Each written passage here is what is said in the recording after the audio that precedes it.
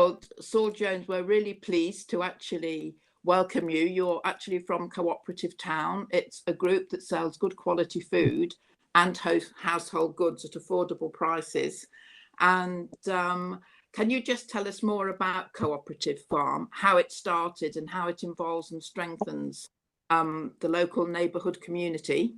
Yeah. I'll just say it's Cooperation Town, just in case anyone Ah, wants to look it up later. Um, Operation. Okay. Hi. So Cooperation Town is essentially two things. First of all, it is a movement of independent community food co-ops up and down the country. There are currently 60 of these co-ops in our network. And secondly, it is the workers' co-op that is based in London, which supports people to set up and run these co-ops. Essentially, we provide a fairly flexible model that anyone should be able to use to get their community together, organizing, doing their shopping differently. So, to say a little bit about how it got started and kind of the impact it has on neighborhoods. It was started in 2019 by a small group of women in Kentish Town in Camden, all of whom had some community organising experience. At the time, much like unfortunately now, we're seeing a real rise in activity from the far right. So these women got together and were thinking, how could they use their organising experience to do something practical to combat this? Which would bring people together and be useful in people's day-to-day lives. So food co-ops was the model that they chose. It's something that it's simple enough to introduce people to the cooperative ideals and to community organizing. Plus, everyone needs to eat and everyone likes saving money. So in a way, it's kind of a great unifier. Okay. Can I I could say just a little ask? bit more. Yeah. Yeah, I was just going to say, because I'm aware of the time factor, and one of the things I'm really quite interested in is that I know that your members save up to 40% off Mhm. off their food bills, which I think is actually quite incredible. So I just wondered where you actually source your food and your household goods, how you get hold of them.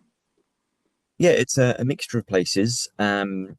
Essentially, all co-ops have two kinds of sources of food. One is wholesale food, um, and there are the list of wholesalers that we work with, and we encourage any community food co-op, if they can find something more local that's a better deal for them, to go for it and forge that connection.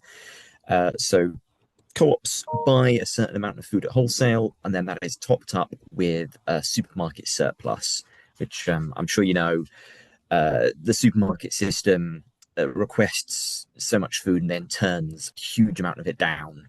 That system is built on waste, it is built on overproduction, and as was mentioned earlier, not centering farmers, not centering producers, not centering customers, but centering profit.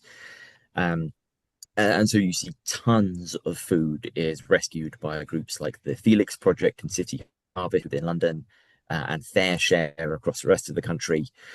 So yeah, we encourage our co-ops to operate on the system of 20 households per co-op, each contributing about £5 a week, spending £100 on wholesale, and then getting what they purchased topped up with surplus. So people, like you said, save around 40% on their shopping. We see that people who are part of co-ops, they pay in £5 a week and walk away with about 35 to £40 worth of food. Really good. Okay. I should Um, say also that increasingly we're seeing people buying direct from farmers as well. So recently we've had a few co-ops forging relationships with local growers. We managed to source some olive oil directly from an organic farm in southern Spain recently, which is shared with a number of co-ops around London. It really is about kind of redefining the food system, and instead of it being a place where people have very little control, giving control back to people as a community. yeah, yeah. I think it's really important to use the surplus food from supermarkets because there's just so much of it. Do you find them quite receptive actually to your requests? Well, we find that we tend not to work directly with supermarkets, but rather with organizations like Felix Project.